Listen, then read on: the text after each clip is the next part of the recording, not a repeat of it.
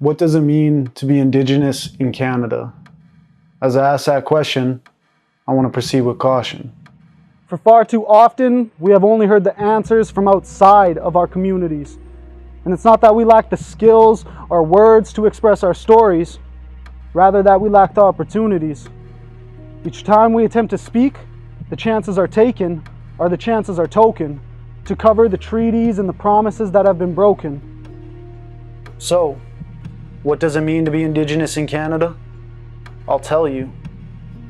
It means we are 5% of the population, yet we account for 33% of those who are in jail. As we say it's caused by a racist system, they say it's our fault, and they blame the victims of the poverty and addictions they caused. It means that Indigenous children make up roughly 8% of the youth population, yet they account for more than half of those that are in child welfare, as they are separated from parents who have been confined and educated in a colonial system to be anything but Indigenous. It means while the problems persist, the families who never understood the agony of this history and these systems insist that we tried to help you, but your people wouldn't listen. Get over it and stop being victims. What they don't understand is how the final school closed the year I was born. And they don't understand how these burdens are passed on just as their wealth is. It means that despite the wealth of this nation, nearly 1/4 of Indigenous adults and nearly half of Indigenous children live in poverty. Because just as wealth and poverty pass on, so do the policies.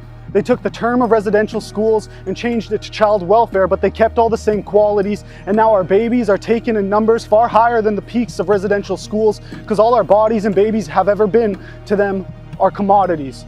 See, being Indigenous means that we are at least 3 times more likely to kill ourselves and 7 times more likely to be killed by someone else. And when we include the police, we become 10 times more likely to be shot. If these statistics don't cause you to stop and have a second thought, then let's continue. Because Indigenous women are 12 times more likely to be murdered or go missing, 3 times more likely to be physically or sexually assaulted, and there are more than 1,000 Indigenous women who have gone missing. More than 150 Indigenous women are missing right now.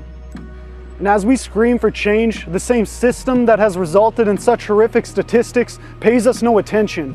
The system blames us. They say it's because of the family disputes, the gangs, the drugs. They spew lines about new policies and projects for prevention, and yet whenever we mention the stories that contradict them, stories about Helen Betty Osborne, Tina Fontaine, Neil Stonechild, Colton Boushie, they perform a new inquiry and pat their backs. They tell us there's no real issues and they cover their tracks. We told you long before it made the news that there was bodies under those schools, but no one would listen. They called them a place for education, but we called them a prison. So, what does it mean to be Indigenous in Canada? It all depends who you ask. Because I keep hearing it means we get cheap smokes and cheap gas, that you don't have to pay taxes and you get stuff for free.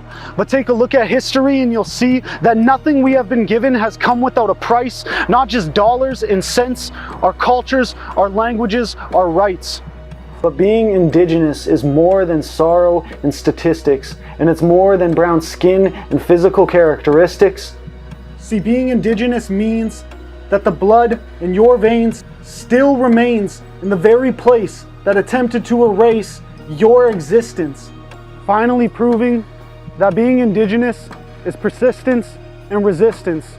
And no matter the battles we continue to face, being Indigenous is still beautiful in this place we call Canada.